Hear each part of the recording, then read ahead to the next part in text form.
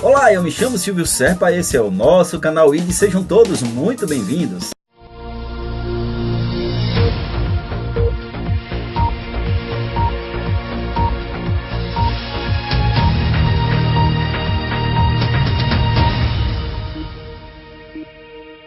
Que a paz do nosso Senhor e Salvador Jesus Cristo esteja em cada coração. Que Deus abençoe a sua vida, a vida da sua família e de toda a sua parentela. Muitas igrejas têm feito todo tipo de proibições para com as mulheres nas questões de maquiagens e adornos, com argumentos de que as irmãs devem ser simples como a pomba. Mateus capítulo 10, versículo 16. Estas denominações proíbem e disciplinam qualquer vestígio de enfeites feito pelas mulheres. É comum escutarmos algumas irmãs falarem: minha igreja tem doutrina, lá a mulher não usa maquiagem, brincos, pulseiras, etc. E falam isso com orgulho de pertencer a uma igreja que tem doutrina. O que há nessas afirmações é uma confusão entre as palavras doutrinas e costumes. Às vezes, pessoas são disciplinadas em certas igrejas por usar ou praticar coisas que aquela igreja julga que é proibido nas escrituras, quando na verdade é apenas um costume local. Mas você pode se perguntar, existem passagens que mostram como os homens e mulheres da Bíblia se vestiam e o que usavam? Será que é correto hoje usar tudo que eles usavam? A Bíblia aponta um padrão para a vestimenta e adornos cristãos? Podem os irmãos e as irmãs se adornarem ou é isso pecado? E aqueles versículos que essas pessoas citam para proibir o uso de enfeites, o que querem realmente dizer? No vídeo de hoje é sobre isso que queremos falar. Nós vamos abordar sobre usos e costumes.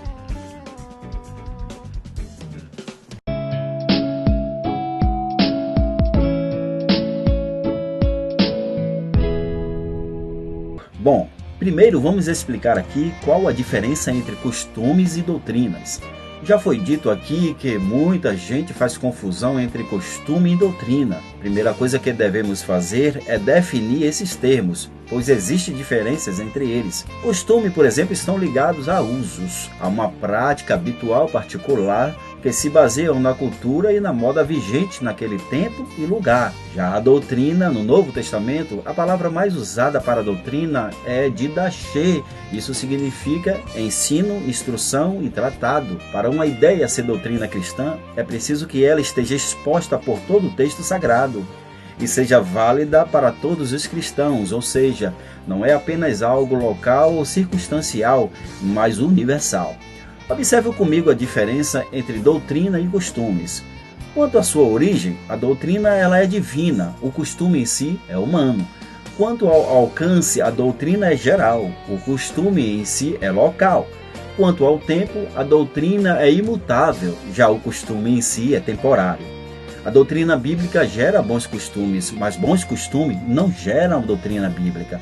Há muitas igrejas que têm um somatório imenso de bons costumes, mas quase nada de doutrina, e isso é muito perigoso. Seus membros naufragam com facilidade por não terem a base espiritual da palavra de Deus, se confiam nas próprias obras e acham que estão mais perto de Deus por não fazer ou não usar isso ou aquilo. Muita gente também acha que isso é vaidade. Temos que definir também essa palavra e observar como ela aparece nas Escrituras Sagradas. É importante a gente se dar conta de que o termo vaidade em português não significa uma preocupação com a estética, como as pessoas pensam e usam a palavra dizendo: ah, ela é cheia de vaidade. O termo vaidade em português provém do latim vanitas e o sentido básico dessa palavra é em vão. Vamos ver agora um pouquinho de vaidade escrita lá no Novo Testamento. No Novo Testamento temos algumas palavras sendo usadas para vaidade. A expressão hebel, vaidade, usada no livro de Eclesiastes, capítulo 1, versículo 12 e capítulo 2, versículo 11, indica brevidade, ausência de substância, vazio, conforme Jó, capítulo 7, versículo 16, coisas vãs que não produzem efeitos, Jó, capítulo 9, versículo 29, engano, Jeremias capítulo 16, versículo 19, Zacarias capítulo 10, versículo 2. A ideia dessa palavra é quase que exclusivamente de algo vazio e também de falsidade. A palavra mais traduzida por vaidades ou vaidade no Antigo Testamento é hebel, que significa um sopro de ar ou de boca. Muitas vezes é aplicada à idolatria, conforme Deuteronômio capítulo 32, versículo 21, 1 Reis capítulo 16, versículo 13, aplicada também aos dias do homem e ao próprio homem, conforme Jó capítulo 7, versículo 16, e também aos pensamentos do homem, Salmo 94:11, e as riquezas e tesouros, Provérbios 13:11. No livro do Eclesiastes, onde a palavra ocorre muitas vezes, é aplicada a tudo e diz: vaidade das vaidades, tudo é vaidade. Eclesiastes capítulo 1, verso 2 e 12:8. A palavra vaidade não ocorre frequentemente no Novo Testamento, mas em Atos capítulo 14, versículo 15, temos a palavra grega mataios, ou vazio, traduzida como vaidade de ídolos. Encontra-se também mataioteis, como transitoriedade, Romanos capítulo 8, verso 20. A criação ficou sujeita a vaidade, fragilidade, transitoriedade, reproduzi-la também como vazio, loucura, Efésios capítulo 4, 17, 2 Pedro capítulo 2, versículo 8. Observe que nenhuma vez estas palavras estão sendo aplicadas à questão de se maquiar ou usar certos adereços como brincos, pulseiras, etc. Agora, o que os homens e as mulheres da Bíblia usavam? Os homens e as mulheres da Bíblia se enfeitavam e não era pouco. Eles usavam muitos adornos em várias partes do corpo. Vamos dar uma passeada pela Bíblia e vou mostrar o que os homens e as mulheres da Bíblia usavam naquela época. Eu vou ditar aqui algumas referências bíblicas e vocês vão lá e façam as suas pesquisas. Vamos ver agora o que os homens e as mulheres da Bíblia usavam. Começamos pelos homens. Os homens, eles usavam anéis e colares. Isso está escrito em Gênesis capítulo 41, versículo 42, Êxodo capítulo 35, versículo 22, Daniel capítulo 5, versículo 29 e o Evangelho de Lucas capítulo 15, versículo 22. Os homens também usavam brincos. Isso está escrito em Êxodo capítulo 32, versículo 2 e 3. Os homens também usavam braceletes. Isso está escrito em Êxodo capítulo 35, versículo 22 e 2 Samuel capítulo 1, versículo 10. Já as mulheres, elas usavam pendentes e pulseiras. Isso está escrito em Gênesis capítulo 24, do versículo 22 a 47. As mulheres também usavam braceletes e colares. Isso está escrito em Ezequiel capítulo 16, versículo 11. As mulheres usavam brinco, coroa na cabeça. Isso está escrito em Ezequiel capítulo 16, versículo 12. As mulheres também usavam anel no tornozelo. Isso está escrito em Isaías capítulo 13, versículo 18. As mulheres também usavam gorro, ornamentos para as pernas, cintos, caixinhas de perfume. Isso está escrito em Isaías capítulo 3, versículo 20. Observe com atenção que as mulheres e os homens da Bíblia usavam muitos enfeites e não havia concepção de pecado para tal prática. A relação de Deus e do povo de Deus com as joias na Bíblia é muito interessante. Preste atenção nessas passagens bíblicas que eu vou falar também aqui para vocês. Êxodo capítulo 3, versículo 21 e 22, Deus disse que quando os israelitas saíssem da escravidão no Egito, pedisse aos egípcios joias e roupas para os seus filhos usarem. Isso não aconteceria se os israelitas não usassem joias e se Deus fosse contra as mesmas. Em Êxodo capítulo 35, 4 e 5, 20 a 22 e 30, e depois no capítulo 36, no versículo 3, veja que os objetos do santuário que Deus mandou Moisés construir para ser sua casa de adoração foram feitos com as joias do povo. Se joia fosse algo pecaminoso, Deus as usaria na sua casa? Já em Números capítulo 31, versículo 50, aqui encontramos as joias do povo sendo usada como oferta expiatória para Deus. Deus aceitaria como oferta algo pecaminoso? Será que se as joias fosse algo que Deus abomina e que os cristãos não deveriam usar, o Senhor faria a comparação que acabamos de ler na sua palavra e daria e receberia as mesmas de seu povo? É óbvio que não. Todas essas passagens mostram que nas Escrituras nada existe de proibições com respeito às joias e que o povo da Bíblia as usavam normalmente. Mas existem alguns textos que são ditos por aí, aqueles textos. Existem textos que são muito usados por algumas pessoas para condenar o uso de joias pelos cristãos. E a pergunta é, o que esses textos querem dizer? Vamos analisar juntos. Isaías capítulo 3, versículo de 16 a 26. Às vezes, alguns mais desavisados também usam esses versículos para manter suas proibições.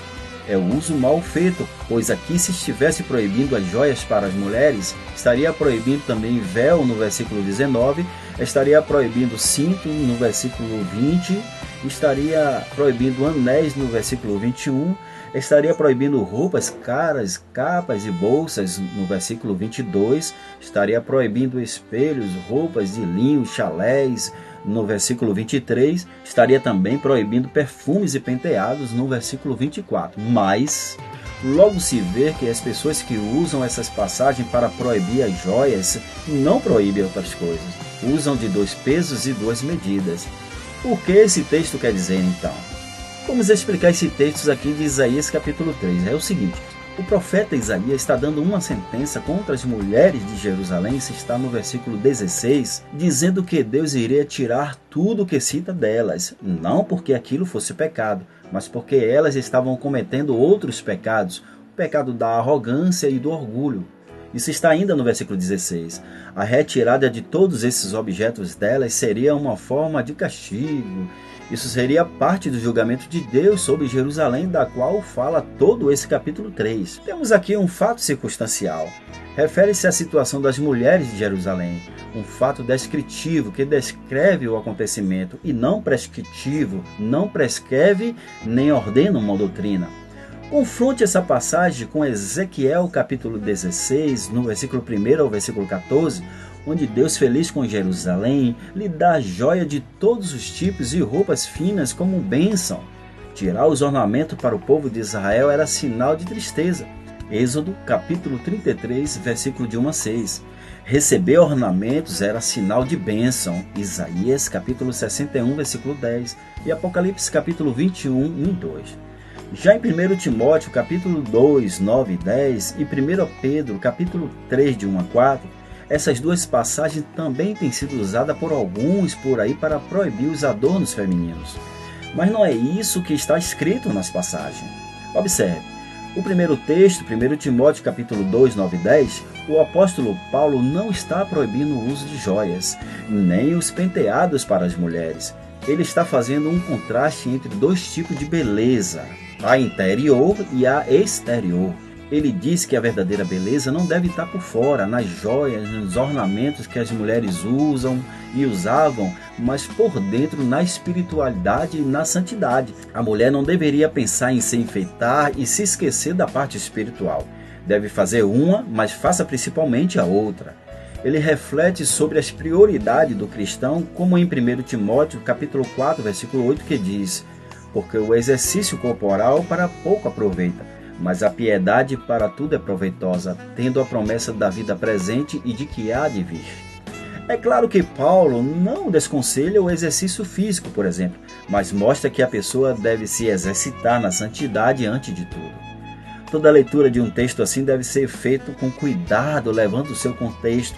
Se não for assim, iríamos achar que o apóstolo Paulo estaria proibindo o casamento, por exemplo. Em 1 Coríntios, capítulo 7, versículo 7, que diz: estás ligado à mulher, não busque separar-te. Estás livre de mulher, não busque mulher. Mas não é isso que Paulo faz. Já na segunda passagem, 1 Pedro, capítulo 3, do versículo 1 ao 4, se Pedro estivesse lançando uma proibição contra o uso de joias pelas mulheres, por que ele usa como exemplo de santidade as mulheres no Antigo Testamento? Pois, como já vimos, elas usavam muitas joias. Ora, se Pedro tivesse aqui sendo contra o uso de joia pelas mulheres, não usaria como exemplo quem as usava. Como entender então esse texto? Bom, o que temos aqui são expressões idiomáticas.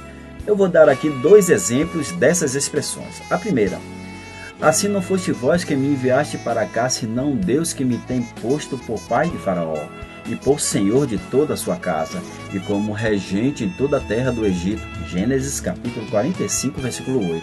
Percebam que no verso 4 dessa leitura, que foram os irmãos de José mesmo que o venderam. Aí está o primeiro exemplo de expressão idiomática. O segundo é trabalhai. Trabalhai não pela comida que perece, mas pela comida que permanece para a vida eterna, a qual o Filho do Homem vos dará, porque a este o Pai, Deus, o selou. João capítulo 6, versículo 27. Estaria Jesus proibindo o trabalho? É claro que não. Quando os autores bíblicos escrevem assim, eles estão querendo colocar ênfase em certos detalhes que não podem ser esquecidos e em certas práticas, mas não estão negando nada. Por exemplo, em Gênesis 45, verso 8, José não estava dizendo que os seus irmãos eram inocentes se a sua ida ao Egito como escravo, mas sim afirmando que antes dos irmãos deles fazerem um plano, Deus já havia feito.